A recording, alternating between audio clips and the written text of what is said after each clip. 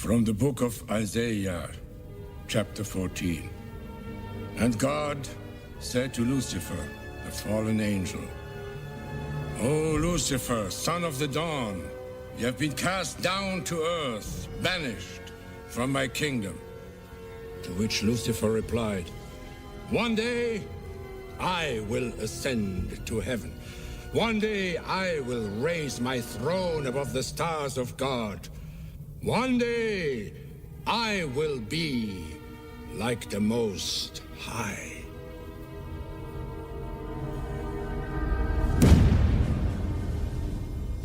That day,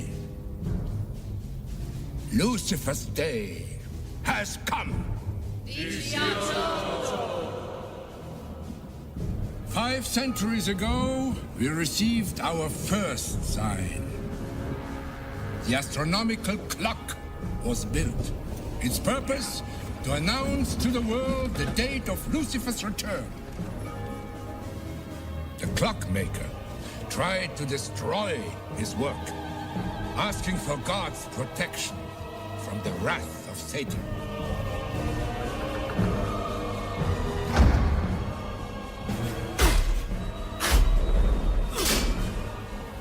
But in the end, God was no match for Satan.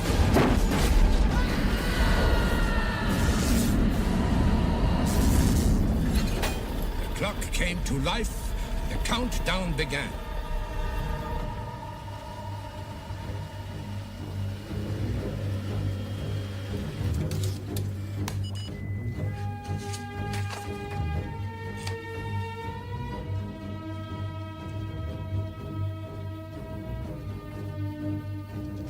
Then, 2 decades ago, our second sign. It was foretold in the scriptures that science will allow man to turn against his God the day that man has the knowledge to recreate himself.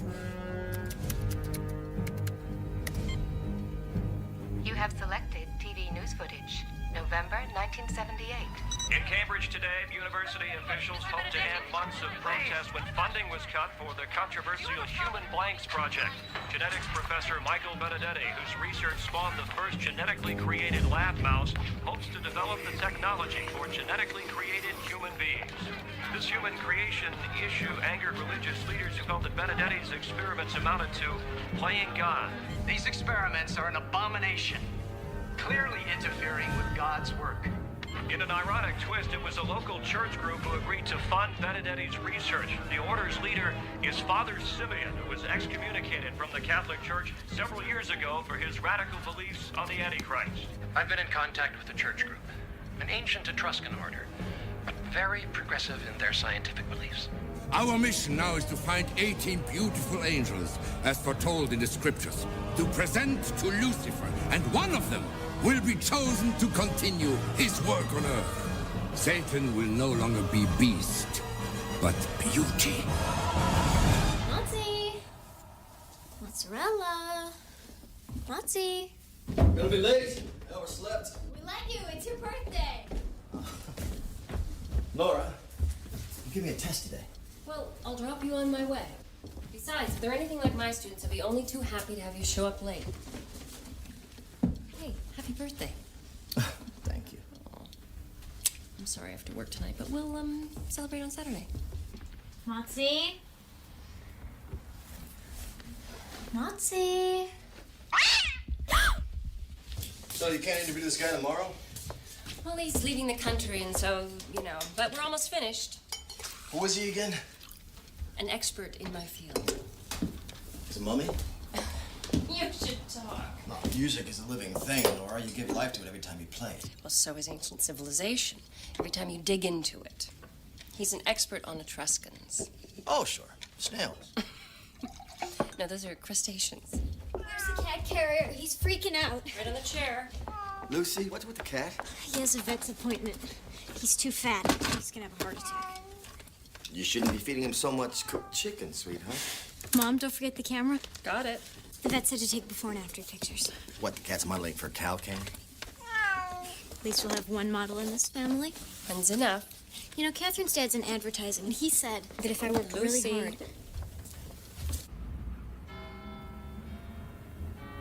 And so it was the sole purpose of the 15th, 16th, and 17th century composers to set God's word to music. Not a bad lyricist, I might add.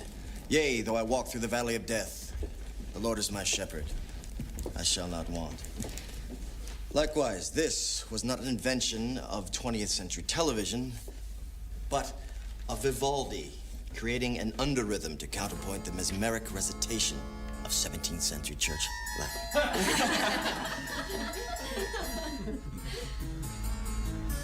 I have to get back home to decorate for Dad's surprise party before people start showing up.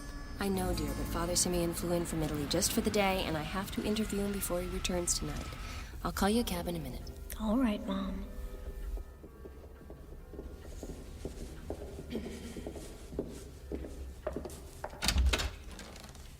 Father?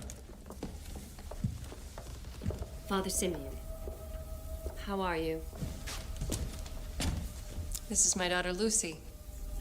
Yes. An angel. Your mother, she tells me you want to be in a magazine. Is that your dream? I guess so. Well, I also told him that I'm discouraging that. Now, don't you get me in trouble here. Your mother's very wise. And she also tells me that your father's birthday is coming soon. Is that right? Yeah, it's today, actually. And she would like to hurry home to decorate. So I told her that we might call her a cab from here. Of course.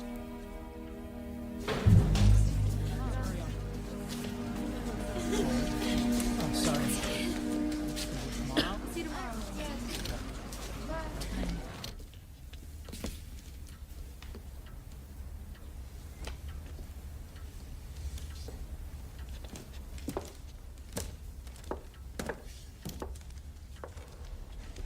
Father Simeon?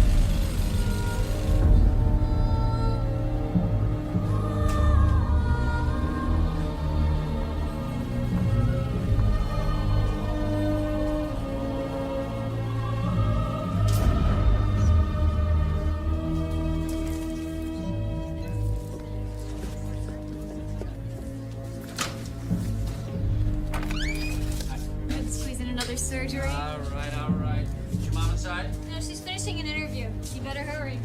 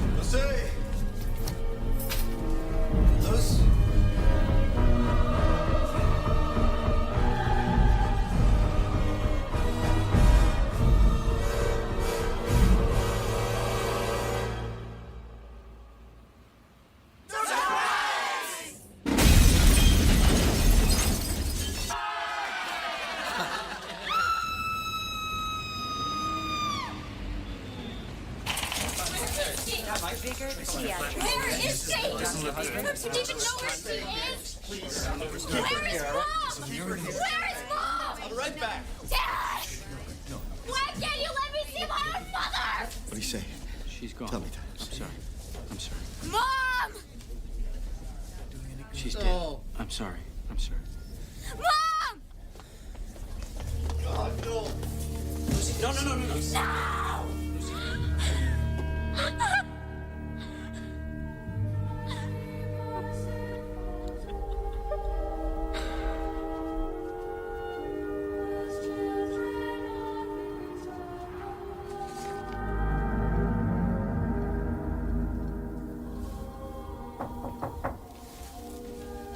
Hey.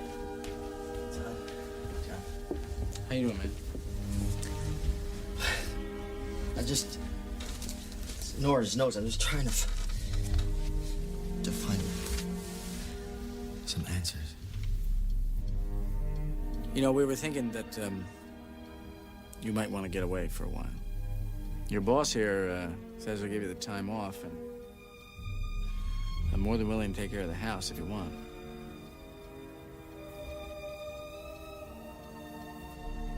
I just wanted to say that, my mom saved this cat. He was trapped in a crate of mozzarella behind an Italian restaurant. We think he ate too much and couldn't get out. He loved her for that. Almost as much as I did. Almost as much as my dad. He might not know she's gone, but I know we'll all miss her.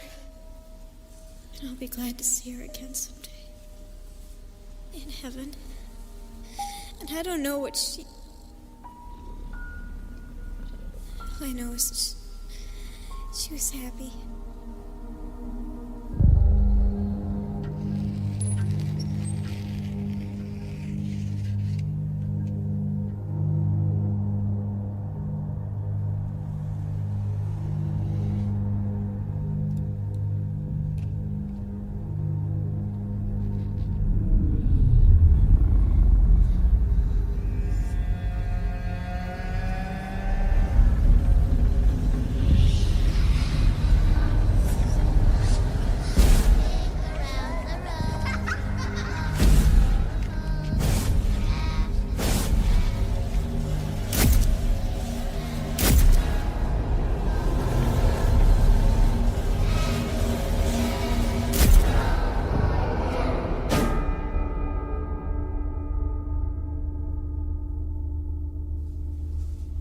Now, the exhibits in this wing represent some of the earliest forms of figurative art, dating back to the mid-6th century BC, therefore making them almost 2,600 years old, younger than some of your parents. In this other section, you can see a large selection of household utensils. Stay together, girls, and no talking, huh?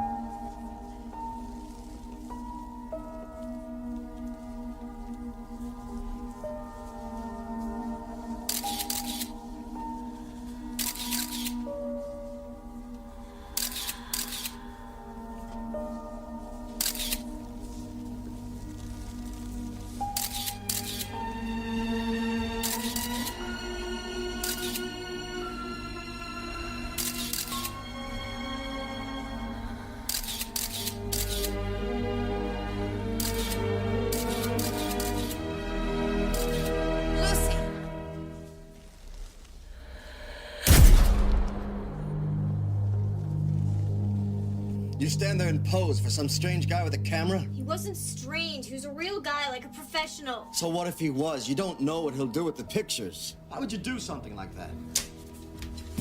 Because it felt good.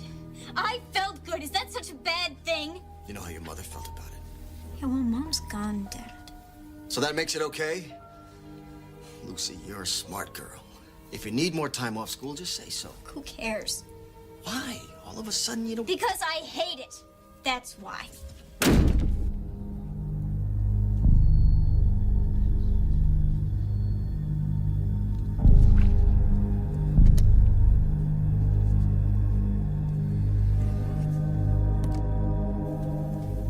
Send this one.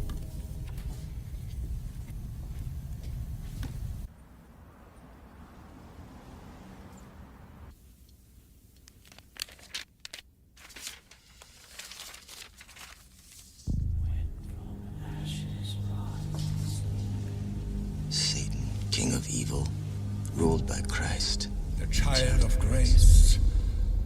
Would thy kingdom come if Satan could Christ's beauty so replace? Would thy will be done if Satan had, like Christ, a holy face?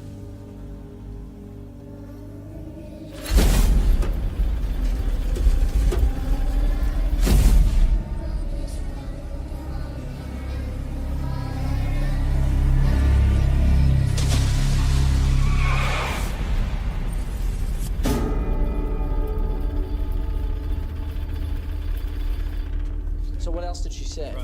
Well, I couldn't get through to her. The last thing she said to me was, I hate my life. She said that? I hate my life? Yes, she did.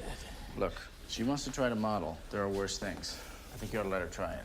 Have you been approached or what? Yeah, I got a call, but I couldn't do that to Nora. She found it corrupting. I understand, but look, that kid's face stands out in a crowd, right? Yeah. If she's going to be objectified for being beautiful, she might as well get paid for it. And you never know. She might want to kick back something to her, godfather. And there it is. There's that advice I was looking for. Thanks, pal. Look, do you want my 2 cents, really? What would make Lucy happy?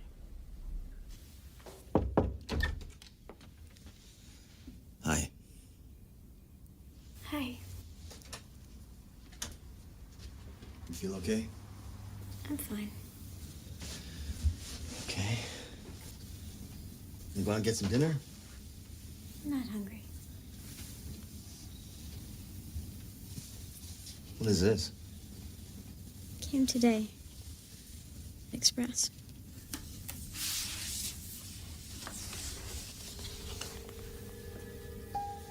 Do you like it?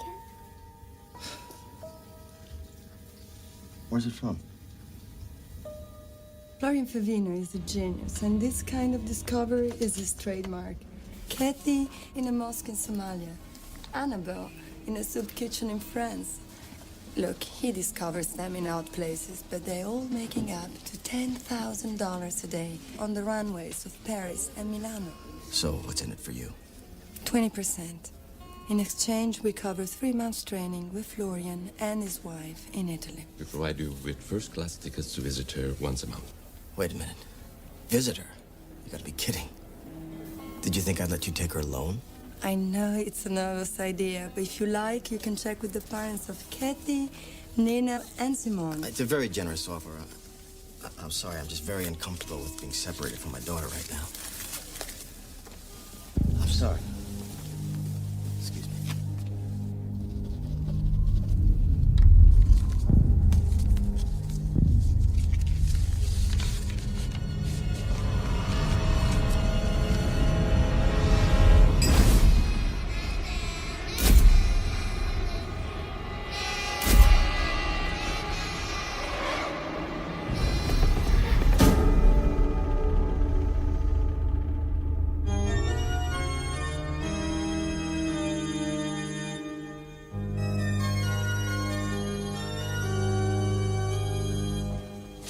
Thought I'd find you here.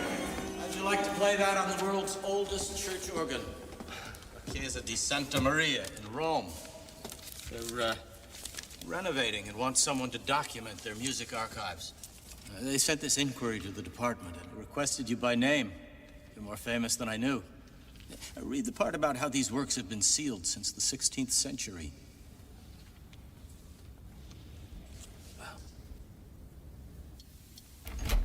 Luce?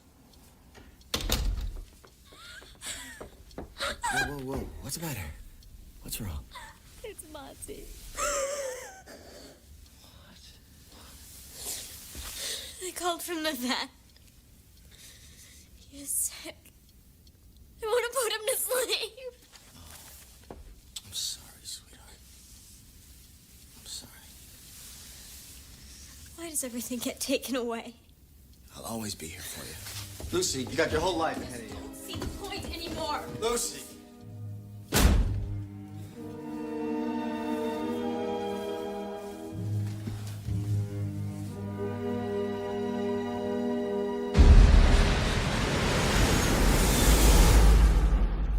Are you awake?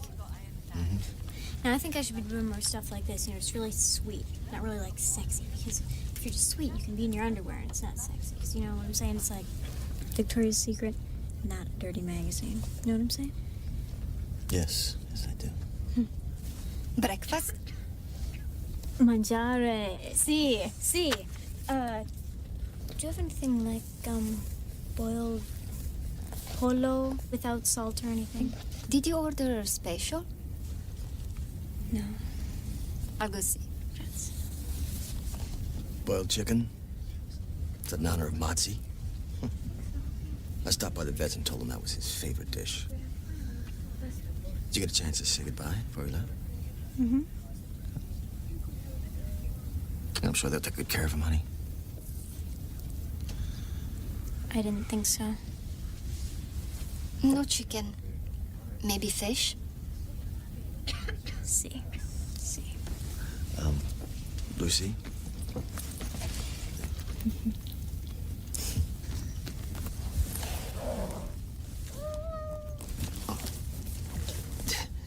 The cat has no papers. They'll slap him straight into quarantine.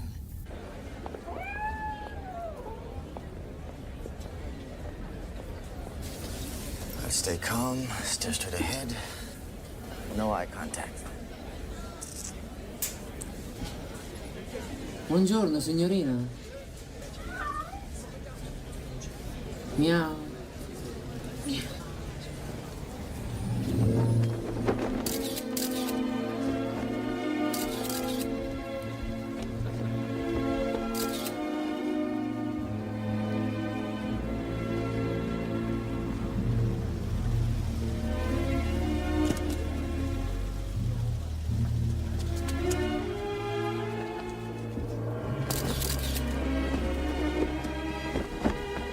Lucia! Bella, eh? Che faccia, eh? Hi, this is my wife, Gabriella. It's a pleasure. Nice to meet you. Hi. Faccia d'angelo. Sì. She says she's angelic.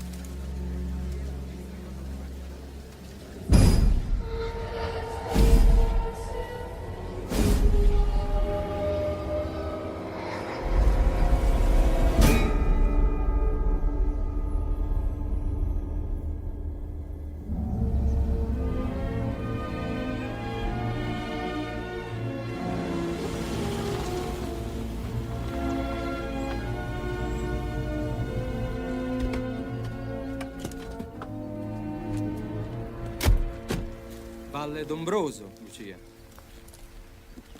Wow. Over that ridge, our villa, and down below, the guest house you'll be staying in. That church. La chiesa dei 18 angeli. 18. 8? 18. Your pet will have company. The friars have many cats. The abbey cats. They hunt mice in the underground caves. Beautiful, isn't it, Luce? The iron on these hills attracts lightning. It's the iron mines that built the Etruscan civilization. Etruscans. My wife was studying them.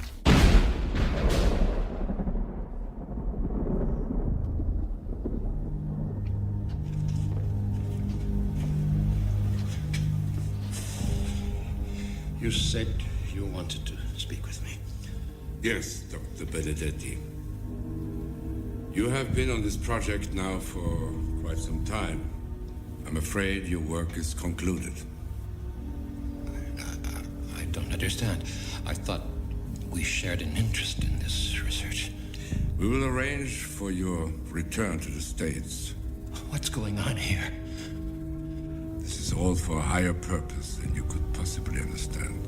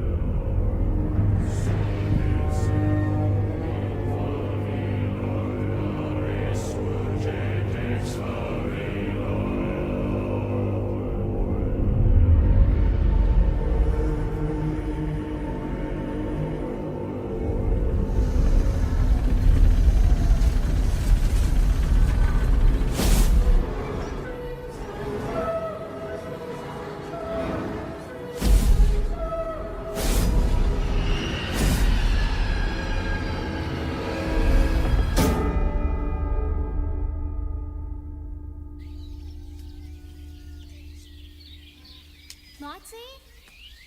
Motzi? Motzi? Motzi?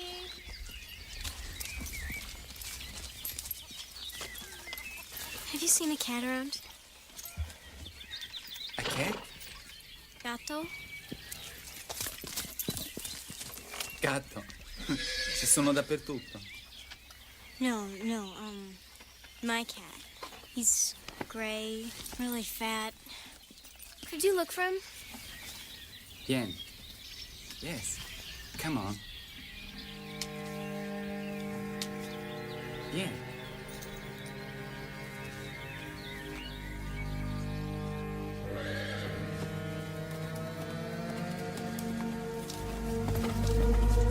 Lucy!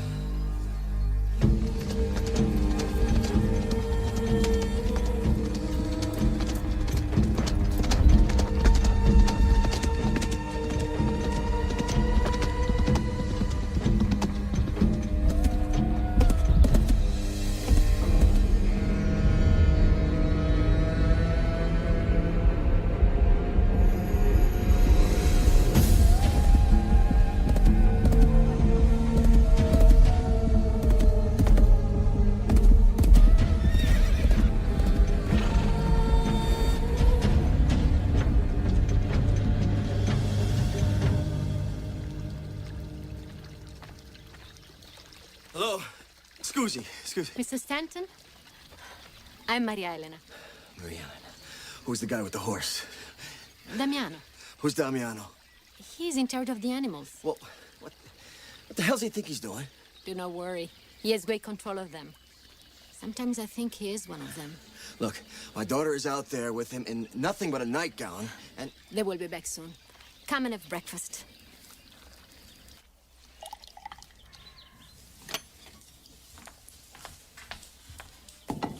May I do anything else for you? I think I should call the police. We have no polizia in Poggio. I think there is a guard at the bank with a gun. But you wouldn't want to shoot Damiano. No, I'd like to kill Damiano. Now is your chance. Thanks. We saw him, but he got away. What the hell are you doing? Looking for Motzi. Daddy had this disgusting mouse in his mouth. Like Look, he wouldn't... I don't want to talk about Motzi. He's not even supposed to be here. I don't want you riding around the countryside with some stable boy, half naked, that you don't even know. Dad, you don't understand. He There's put no the excuse for phone that. right You know better. Now go get dressed. I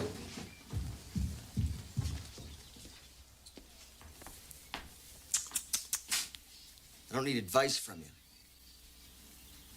You may be wrong about that.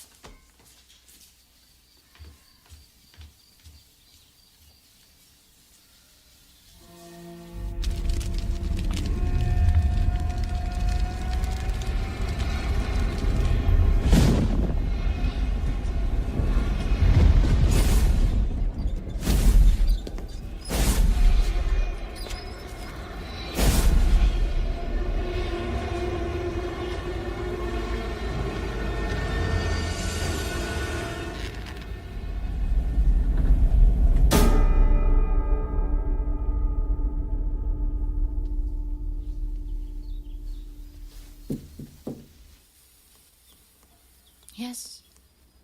I apologize for my anger. I don't usually...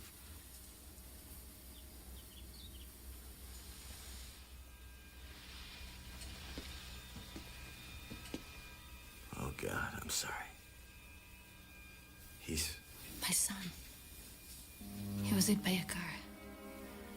They found him on the road near the cemetery. Now each day I go to his grave. I look for answers.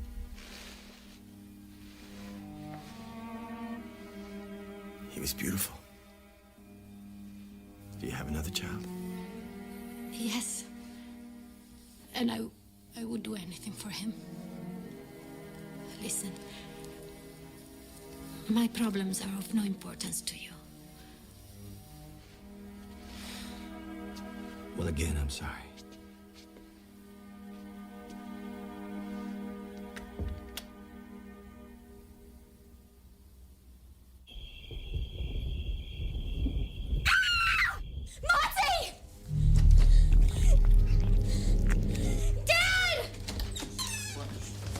Moxie! Moxie, drop it! Drop it! Monty!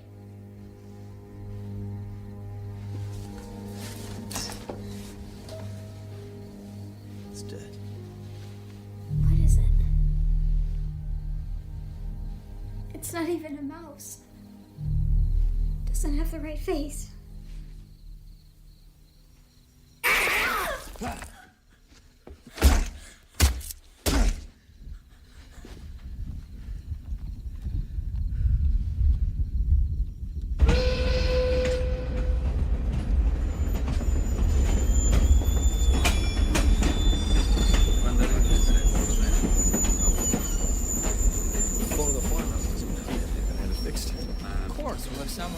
Taking you to work.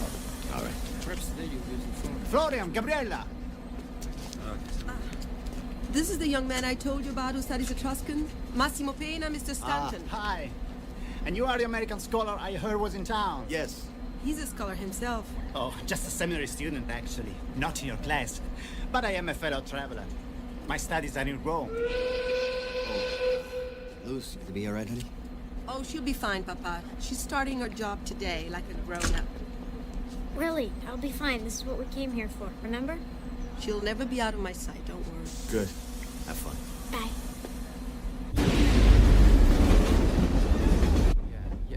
There you are. So you are interested in Etruscans? Well, my wife was, yes. Oh, well, this is the place. Like the church above your valley. Was once Etruscan. Well, that's called, Il Diciotto. Oh, very good. La Chiesa dei 18 Angeli, the Church of the 18 Angels. A very strict monastery now. The rector allows no visitors. Massimo, Signor Stanton's not interested. You know he's an expert, because he'll talk your head off. Because it is interesting. This church, for instance, is named for the Etruscan legend that the return of the devil will follow the appearance of 18 angels. You're earnest, Massimo, but very gullible.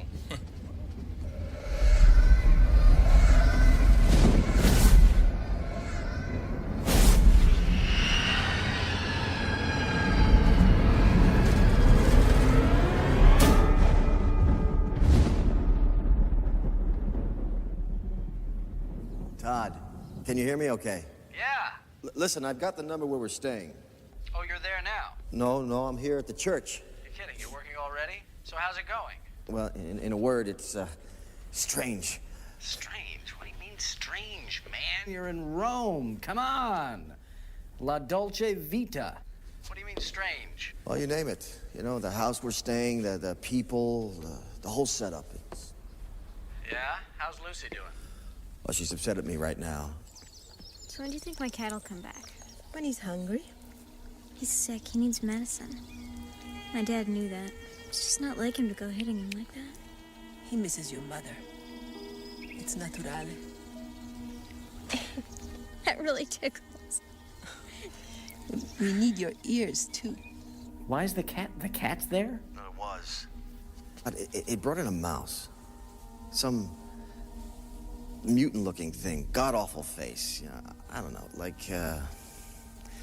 like something that Professor in the news a while back. Benedetti. Right. Huge ears, tiny little eyes, and fangs for teeth. Well, you know, like the man said, science does not have a pretty face, right?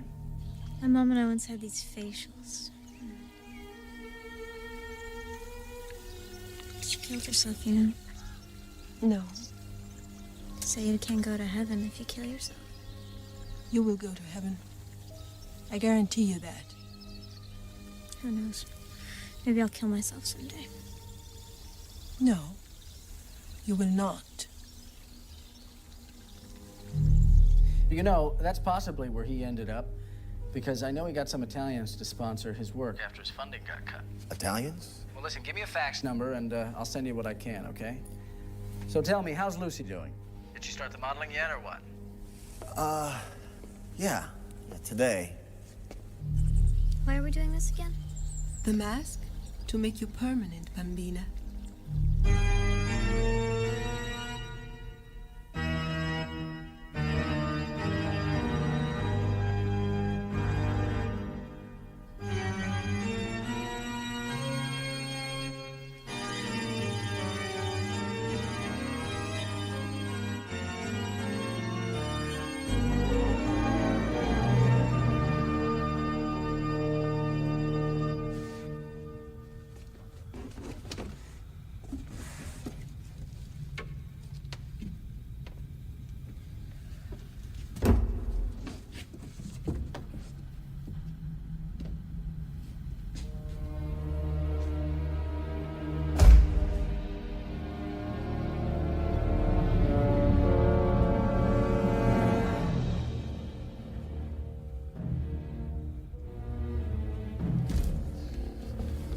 A child was just brought in. A dead child! I will not allow my work to become a part of this. Do you understand me? You will not allow it? I told you before, it's for a higher purpose. It's the ultimate marriage between science and Satan. When man's knowledge allows him to recreate himself, therefore making God obsolete. What are you talking about? My blanks are not recreations of life. Satan cannot be born of man. Science can only create the blanks. It can never instill the soul. I can. You only need one soul. The soul of Lucifer. And a beautiful face for it. This is wrong. This is evil. And I will not let you get away with this insanity. May God condemn you to hell.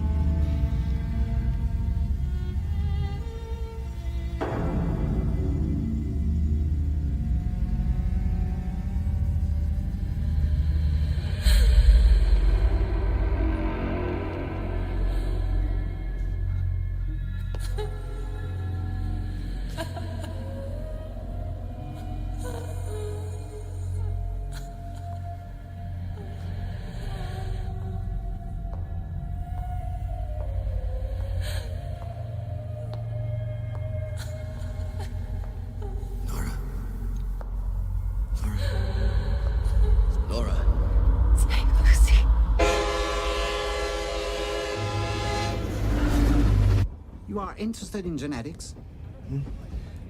The papers? No, these are faxes. This is Simeon. Father Simeon. You know this man? See. Yes. Did I not mention him to you?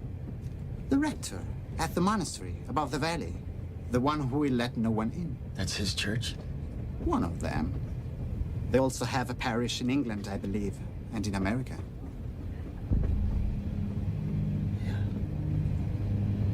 Boston.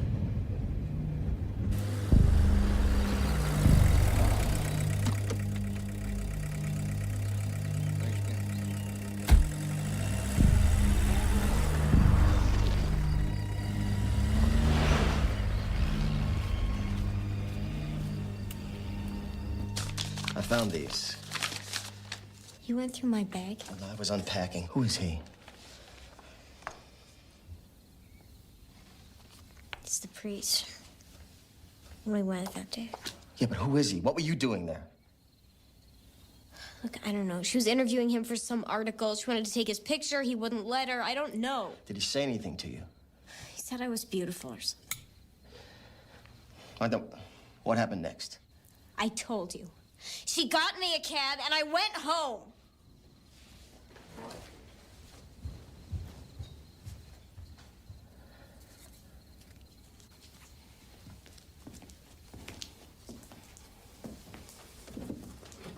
Lucy. Luce. Listen. Look at me. I want us to go home. We start my book soon. You can model in Boston. Something's wrong here, sweetheart. Nothing's wrong. The only thing wrong is that Motsy's gone, and you've been acting weird since we got here. We'll look for him tomorrow.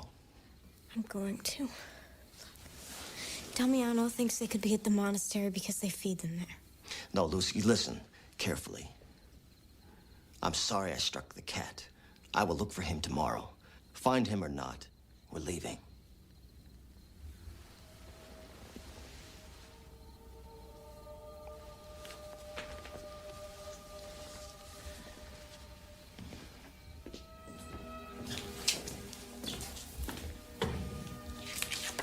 You must know him. No. The church on the hill, the monastery. You've never been there. They allow no one in. Look, this man, this priest, was the last person to see my wife before she killed herself, and now he's here, and we're here. Then leave if you must. Just go. Look, I'm sorry about your wife.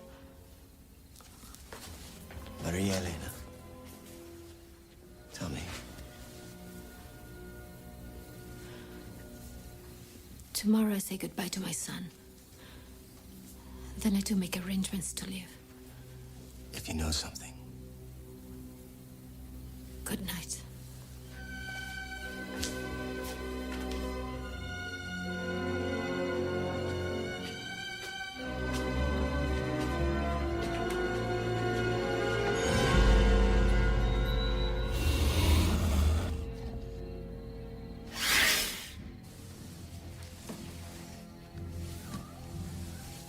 Motsy? Motsy?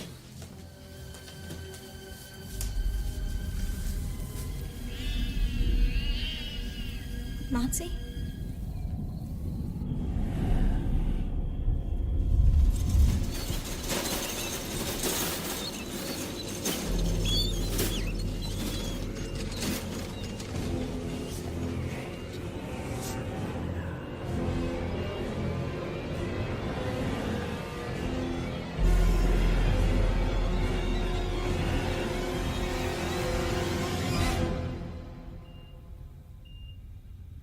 God creates man in his own image. Thus, Satan cannot be born of man, instead using man to create vessels of perfection. For his triumphal return to earth. See note.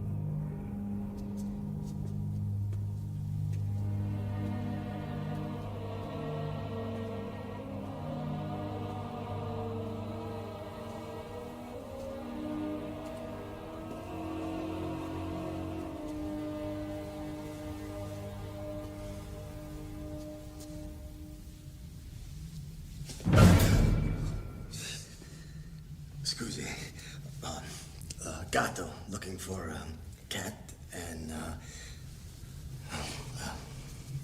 parli inglese. We have many cats. Which one do you seek? No, my daughter's cat ran away. We're down at the farmhouse. Ah, our American neighbors. Come. È l'americano, la figlia ha perso il gatto. Dobbiamo essere generosi e dargli uno dei nostri gatti. He says we must be generous and give you one of our cats. No, no thanks. No more pets. We're actually heading home. Oh, what a shame. That's why it's important I do this today. Is there someone in charge I can speak with? Someone to give me permission to look around? Yes, of course.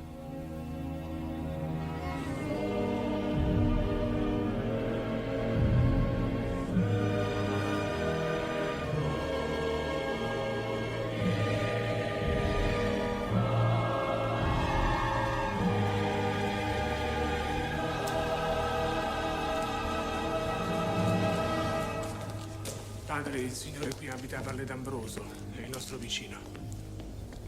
Hello, Father. Nice to meet you. Grazie. Il signore ritorna negli Stati Uniti. Perché?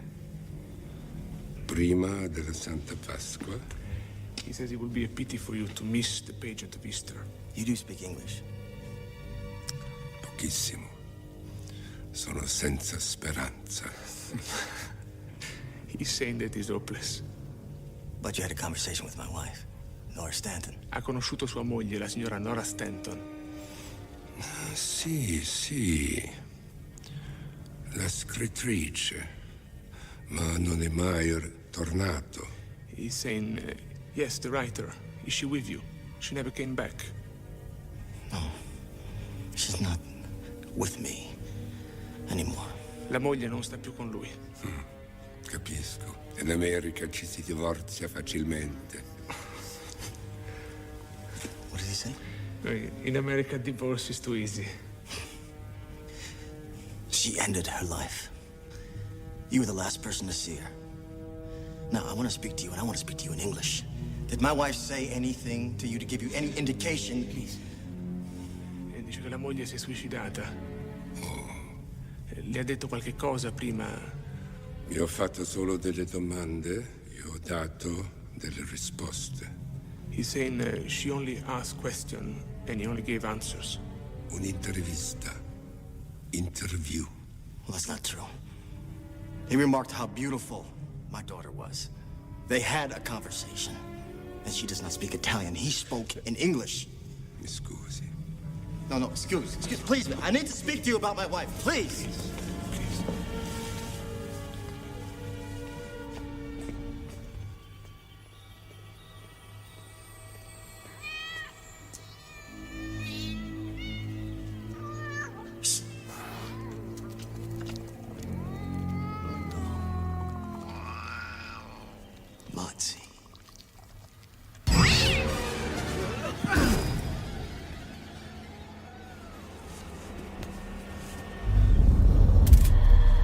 Great. This is great. Okay, your chin up to me more. Okay, Lucy. Like that. Lucy! Lucy!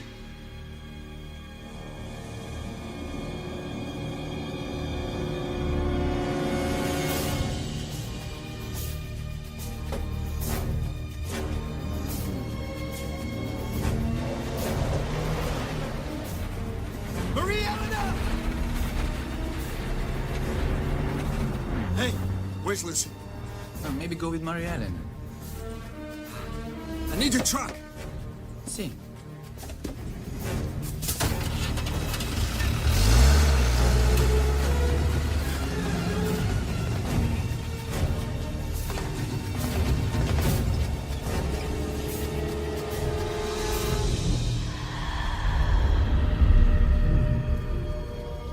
Beautiful.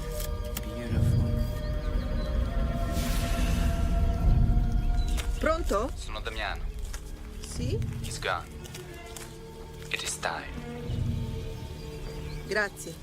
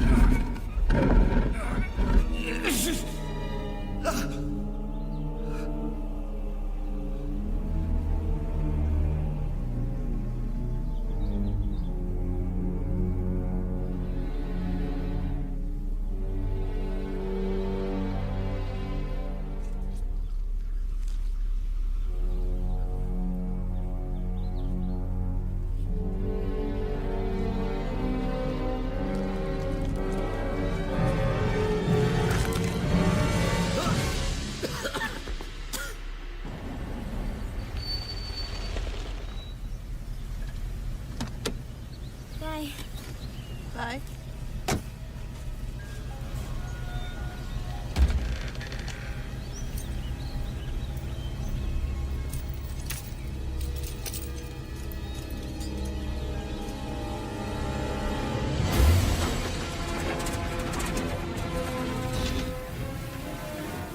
Would thy kingdom come if Satan could Christ's beauty every place? Lucy. Would thy will be done if Satan had, like Christ, a holy face? A holy face. A holy face. Help me, Daddy! Help me, Daddy! Help me, Daddy! Help me! Help me, Daddy! Help me! Come on. Come on. Lucia! Come in, have something to eat. We're going out on the horses to look for my cat. Will not like this. Come inside. Tu non ti mischiare, non ti riguarda.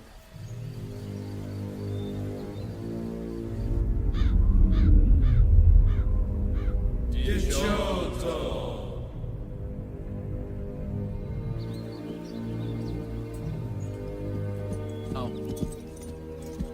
I forgot something. Hold this, please. Okay. Like this. Good, let's try.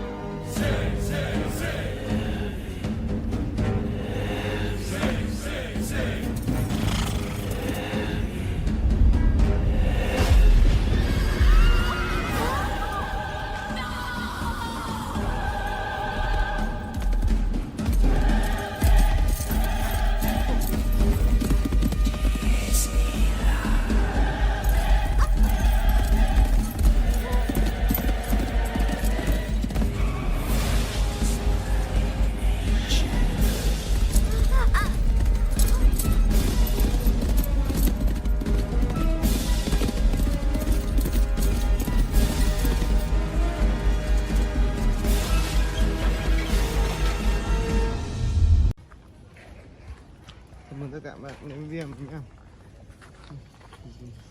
Giới thiệu các bạn đây cây rau lang vườn này trồng xuyên canh xuyên cư. Cây rau lang đây là mình dòng để mình lấy rau thôi, mình không lấy củ. Rau luộc xào mẻ rất là ngon. Thời tiết Bắc Bộ đang mưa, các bạn nhìn nhé, hạt mưa rơi xuống này.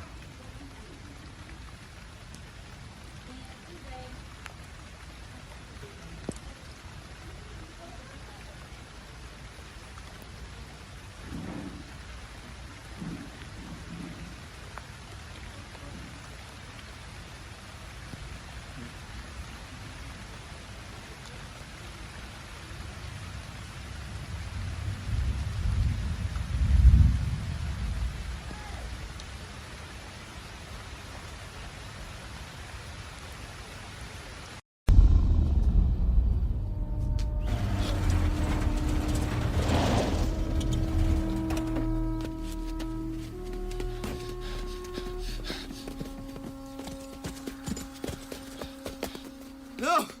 No! What? Oh, God, Lucy!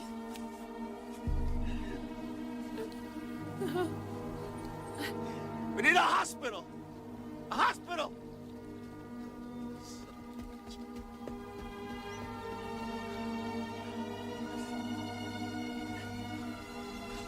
No. Hurry!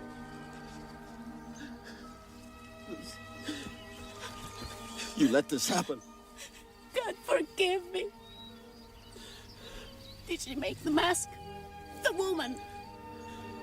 You knew about this. Your son has a mask. you'll do by the time they are buried. To hide them they have no faces. Let me help.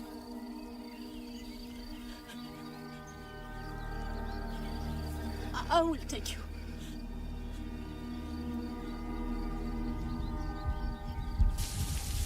He said what? Brain dead. She was caught in a rope around her neck. Sever the cortex. What? Okay, where are you now? A town called Viterbo. They have a kind of a emergency room. Is she breathing on her own? Yes. Well, then she did not sever the cortex. Who told you that? The doctors. Well, they don't know shit. Give me the number there, and I'm gonna call them back.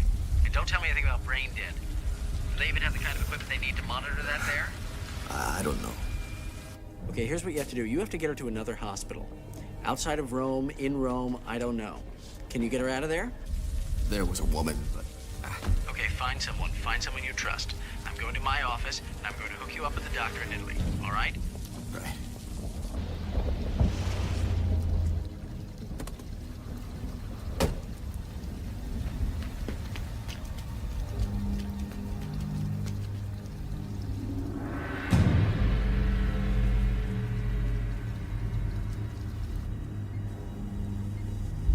Grave, sono molto preoccupato.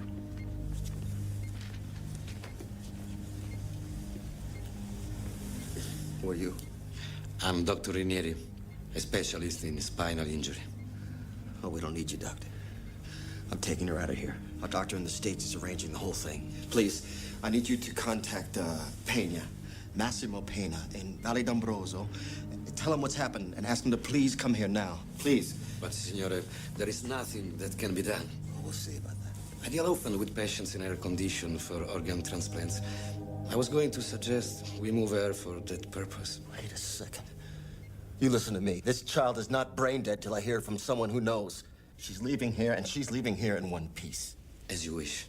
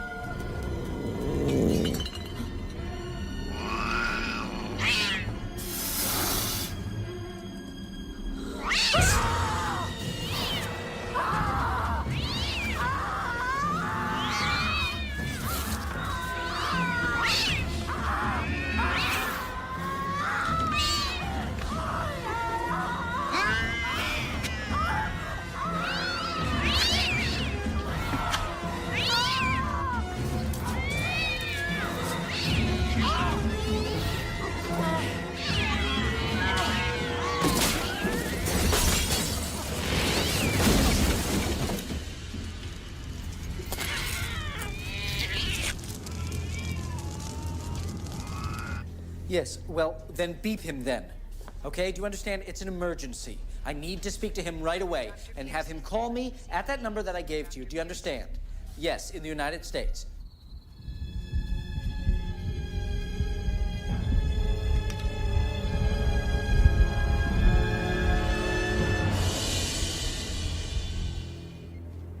There is a call for you, signore. They say for America. Would you stay with her, please? Sì.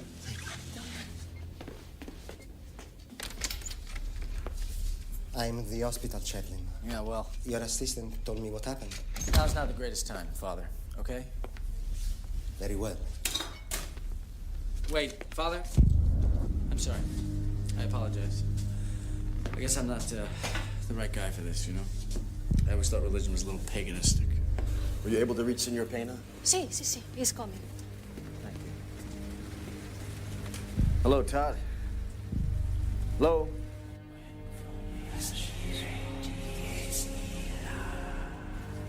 There's no one on the line.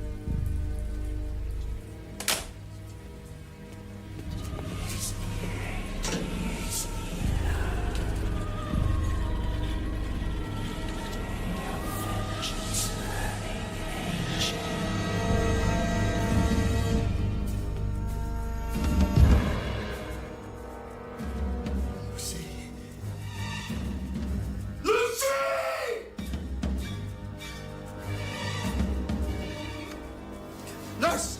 Nurse, where is she? They took her. They said you go with her. Who said that? Take her where? Your doctor. Oh, my God.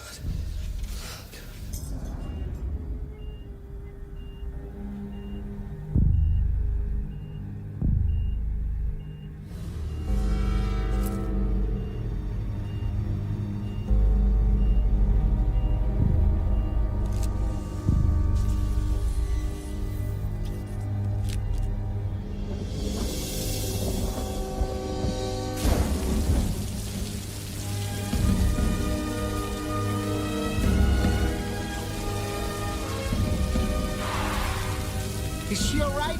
They called. Are you one of them? Them? Lucy's gone. They've taken her. What can I do for you? Take me to the monastery. The monastery? Yes, just take me there.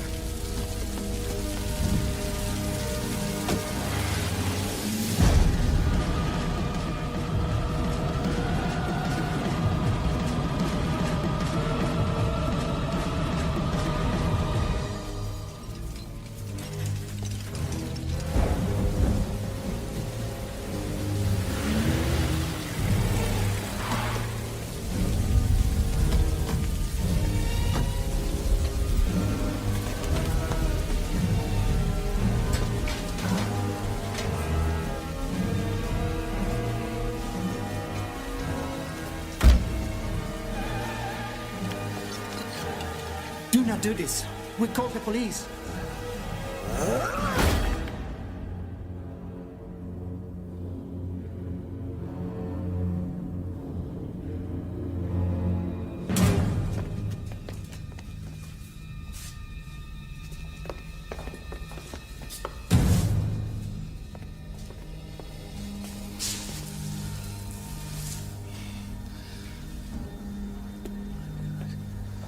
Oh mio Dio.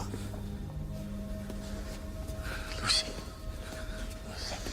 This is not possible. Signore, I must leave here. I cannot stay. No. Wait, please. You said they believe the devil follows the appearance of 18 angels. Yes. There are 17 children here. I'm sorry. I cannot stay. Forgive me. I will send help.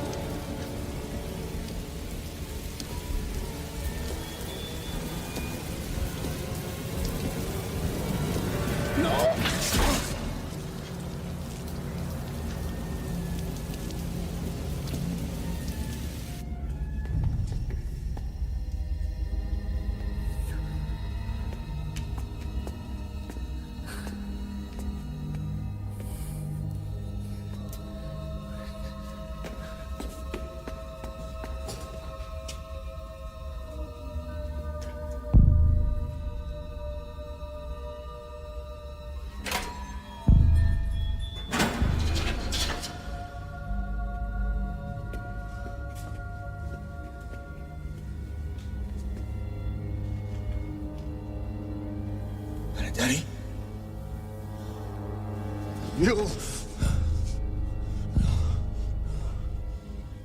Do you know what's happening here? My daughter's been taken, like the rest. Where is my daughter? Where is she?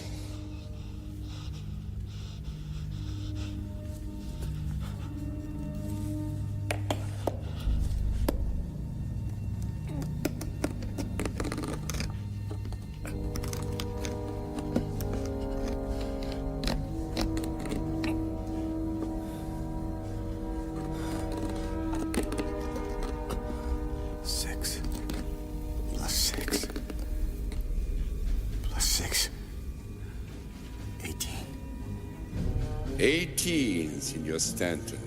Diciotto, the cumulative number of the beasts to form the Holy Circle. What have you done with her?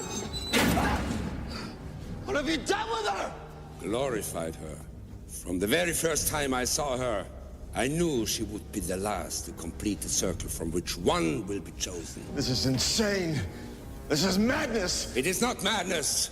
It is prophecy between science and Satan, designed to separate man from his God at the exact hour designated by Etruscan scripture. No, wait! Is she alive? Tell me where she is! She's achieving perfection, like the others who lie in readiness, unaware that the best will be chosen, rising like Christ did on that glorious day. No longer beast, but beauty. Don't do this! She's my child. My flesh and blood.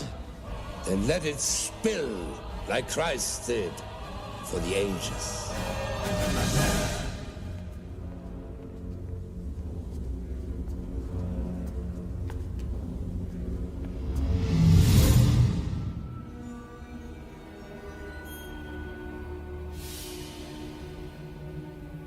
Brothers, for thousands of years we have waited for this moment, and now, according to the Etruscan calendar, the day has come. The day of the 18 angels. From the beginning, Lucifer, the fallen angel, wanted a perfect world, and God created an imperfect world. A world full of hate, war, and blood. Never was there a bloodier time in history than Christianity. That's why we chose Lucifer, the Light One, as our God. Man's science has created the human possibilities to make this a better world. All we need is beauty and innocence. And we have found both.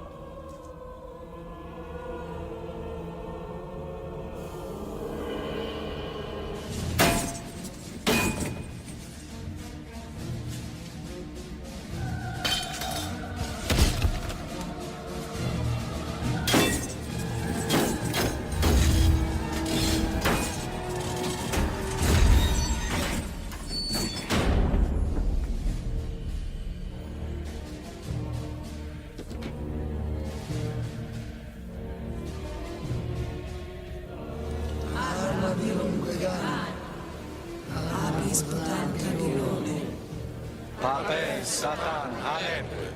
Arma cano. God is dead.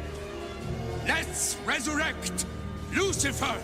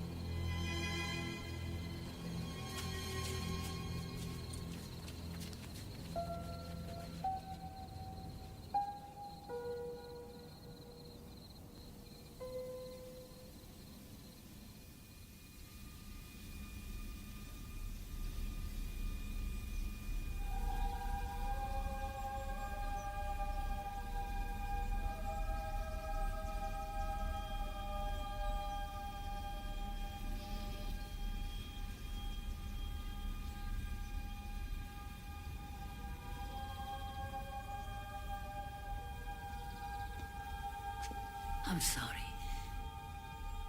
We lost her. Can I see her?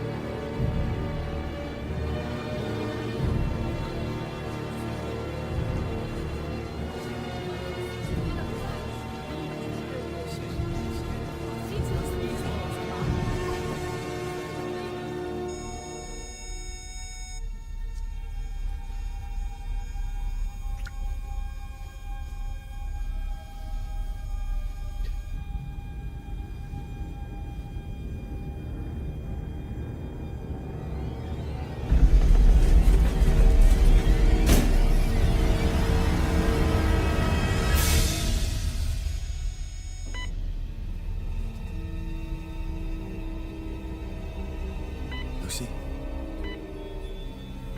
Lucy?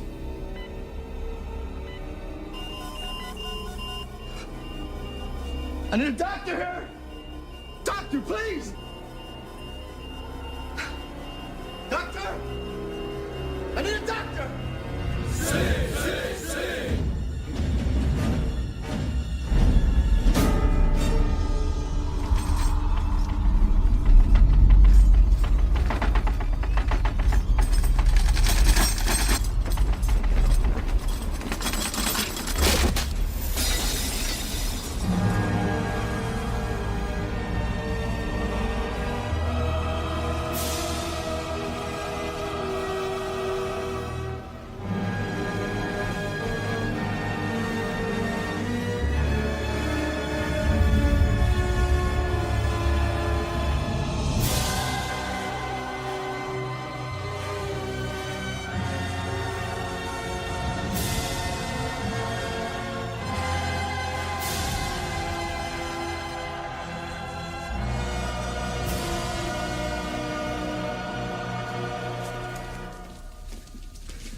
Cannot believe it. Come on. It's me, honey. It's me.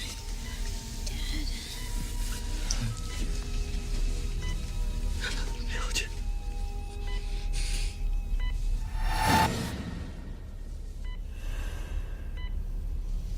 Lucy.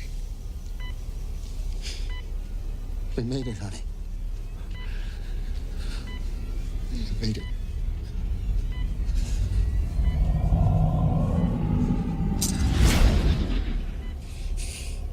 You're back.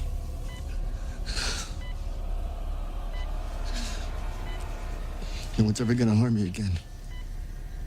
Ever. I won't let them. Tell me you're okay, honey. You're all right, aren't you, honey? Yes, Daddy. I'm fine.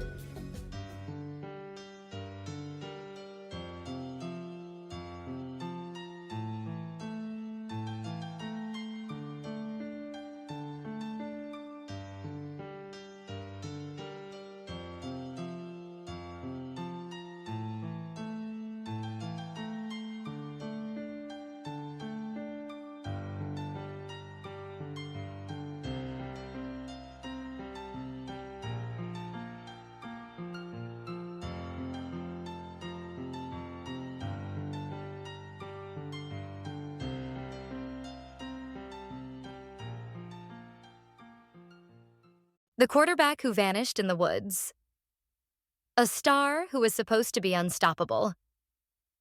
Cullen Finnerty was not a man who got scared easily. A 6'2", 240-pound powerhouse, he was a champion quarterback, a man who had led his team to victory time and time again, unshaken by pressure, undaunted by pain. He wasn't just good, he was unstoppable. During his time at Grand Valley State University, he had won 3 national championships and was named Division II's Player of the Decade.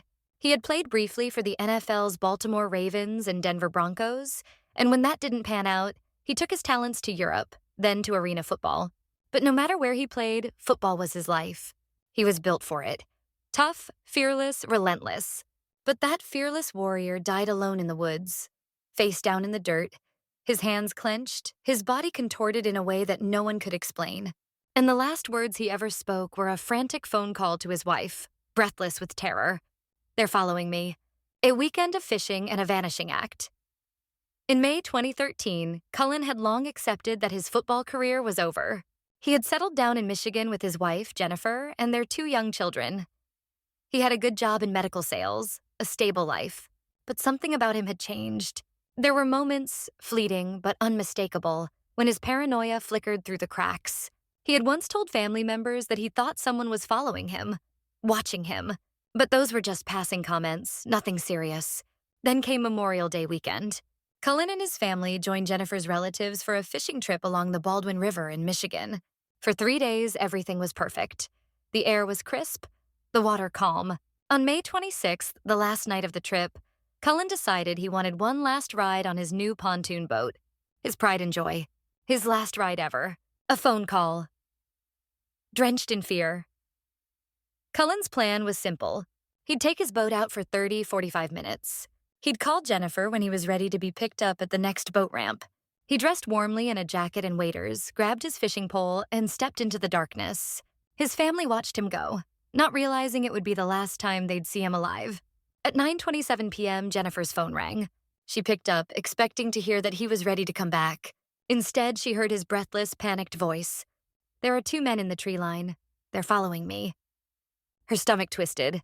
"Cullen, afraid? Impossible." Then he said something even stranger. "I'm going to beach the boat and take my clothes off." And then the line went dead. Jennifer tried to call him back. No answer. She called again. Nothing. Her hands were shaking. Cullen was built for combat, for chaos, for pressure. What could scare a man like him? She dialed 911.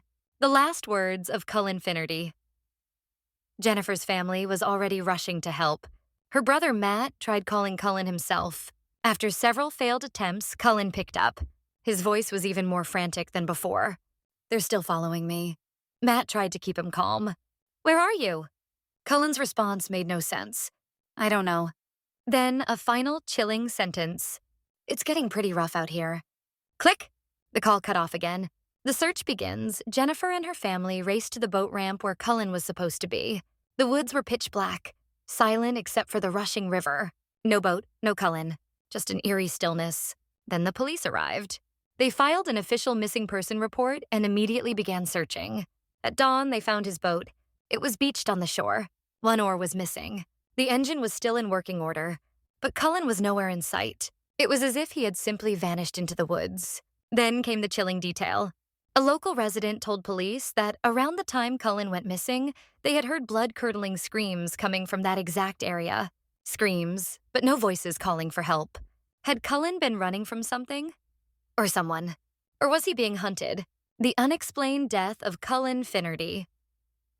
For 48 hours, search teams scoured the wilderness.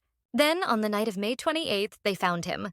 Cullen Finnerty, the unshakable quarterback, the man who never backed down from a fight, was lying face down in the dirt, less than half a mile from a paved road. His right arm was tucked under his chest. His left hand was clenched in a fist, gripping the earth. Blood trickled from his nose, but there were no obvious injuries. His clothes were twisted, as if they had been put back on in a hurry. And his cell phone was still in his pocket, the very same phone that had pinged in multiple locations miles apart, farther than anyone believed he could have traveled in that short amount of time. How did he cover so much ground? And why didn't he stop for help? Theories, but no answers. The initial autopsy was inconclusive. There was no evidence of a struggle, no wounds, no injuries that could explain his death. Eventually, the cause of death was ruled pneumonia, triggered by inhaling his own vomit. But how does that happen? Some theorized a mental break, possibly from CTE, a degenerative brain condition caused by repeated head trauma. It was true. Cullen had taken hits for years, but then why did he tell his wife he was being followed? Why did a resident hear screaming? And why did his phone ping in impossible locations? Had something been chasing him after all? A mystery that still haunts the woods, Cullen's death remains one of the strangest disappearances in recent history. There was no fight, no clear cause, no reason for him to be found dead in the middle of nowhere, curled in the dirt, his hands twisted as if clinging to life. Some believe he was running from something real. Others think his mind betrayed him. But one thing is certain. In his final moments, Cullen Finnerty was afraid. Something had put a terror in him that not even the NFL could. And whatever it was, it drove him deep into the woods, where he never came back. The Trail of Shadows, a hiker's nightmare. In 2008, an 18-year-old named Matt Higgins set off on an adventure he had dreamed of for years. Inspired by the movie Into the Wild, he yearned for the raw, untamed wilderness, a place where he could test himself against nature and, perhaps, find something deeper within. His plan was ambitious. He would hike the entire California section of the Pacific Crest Trail, a grueling 1,700-mile trek stretching from the scorching deserts near the Mexican border to the misty forested mountains near Oregon. It was a journey that would test his endurance, patience, and ultimately his sanity.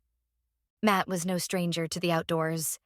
He had spent his childhood hiking through the wilds of Oregon, camping in both marked and unmarked territories, navigating through dense woods where predators lurked unseen. But nothing, not even his years of experience, could have prepared him for what awaited him deep in the Lassen National Forest. A silent encounter. The first weeks of his hike were uneventful, even serene. He moved at his own pace, camping wherever he found a clearing, surviving on carefully rationed food. The occasional rattlesnake or unexpected dehydration spell was nothing new. But as he entered the remote, suffocating depths of Lassen National Forest, the air itself seemed to change. The trees pressed in closer, their gnarled limbs intertwining overhead, casting deep, shifting shadows even in broad daylight. The silence became oppressive. One afternoon, as he rounded a bend in the trail, he saw them. A man and a woman sat on a boulder just off the path. They were dressed entirely in white, loose, flowing clothes that seemed out of place in the rugged wilderness. Their faces were gaunt, their skin pale and smeared with dirt. The man had a thick, wild beard. The woman's hair was long and tangled. But what sent a chill creeping up Matt's spine was their eyes. They weren't merely watching him. They were staring at him, unblinking, their expressions unreadable. The longer he looked, the more unnatural they seemed. Their clothes were ragged, yet they sat in eerie stillness, their posture unnaturally stiff. Something about them felt wrong, as though they had been waiting for him. Matt hesitated, forcing himself to glance away. He muttered a quick hello as he passed them, but they didn't respond. Not a wave, not a nod, not even a flicker of recognition that he had spoken. Just those vacant, dead-eyed stares following him as he walked by. Unease prickled the back of his neck, but he shook it off. Maybe they were drifters. Maybe they didn't speak English. He had no reason to worry. Or so he thought. The first violation. That night, Matt set up camp well off the trail, pushing deep into the trees for privacy. He followed his usual precautions, hanging his food high in a tree to deter bears. The air was thick and still, the kind of night where sound seemed to carry forever. But exhaustion overtook his unease, and soon he drifted into sleep. Sometime in the early hours, he stirred. A noise had woken him, a rustling just beyond his tent. At first, he thought it was just the wind shifting through the leaves. But then, something moved. A sound too deliberate. A faint crunch of leaves. Matt held his breath. Every muscle in his body tensed. He could hear his heartbeat thudding against his ribs. Then, another step, and another. Slow, measured. Someone or something was approaching his tent. Frozen in place, he gripped the handle of his knife. His ears strained in the suffocating darkness, trying to track the sound. Then, just as suddenly as the steps had started, they stopped, Silence. The kind of silence that suffocates. The kind that makes you feel like you aren't alone. Minutes stretched on, but Matt didn't move. His pulse pounded in his ears. The air inside the tent felt thick and stifling. Finally, after what felt like an eternity, his exhaustion overtook his fear, and somehow he drifted into a restless sleep. Dawn came like a fragile promise of safety. Matt unzipped his tent, blinking in the pale morning light, and stepped outside. That was when he noticed it. His food bag was gone. Confused, he stepped closer to the tree where he had carefully secured it the night before. At first, he assumed a bear had gotten to it. Perhaps it had clawed through the rope and dragged the bag away. But when he looked down, his stomach dropped. Boot prints. Human boot prints. 2 distinct sets. They led from the edge of his campsite to the base of the tree where his food had hung. But that wasn't the worst part. The prints didn't just stop at the tree. They continued, circling his tent. Pacing around him as he slept, a shiver crept up his spine. His blood turned ice cold. The people in white had followed him. They had been here, standing right outside his tent while he was asleep. Watching him, waiting. His skin crawled as he retraced the steps. They had moved quietly, efficiently, never making enough noise to wake him. The realization made his breath come in shallow gasps. He had spent the night completely vulnerable while they prowled outside, just inches away. Matt's hands trembled as he packed up his gear. He had to keep moving. He had to put as much distance as possible between himself and whatever those people were. But deep down, he knew the truth. They weren't done with him yet. The story then continues into the even more terrifying experiences he would endure in the following nights, with whispering voices, circling footsteps, and a flashlight that would illuminate his tent in the dead of night.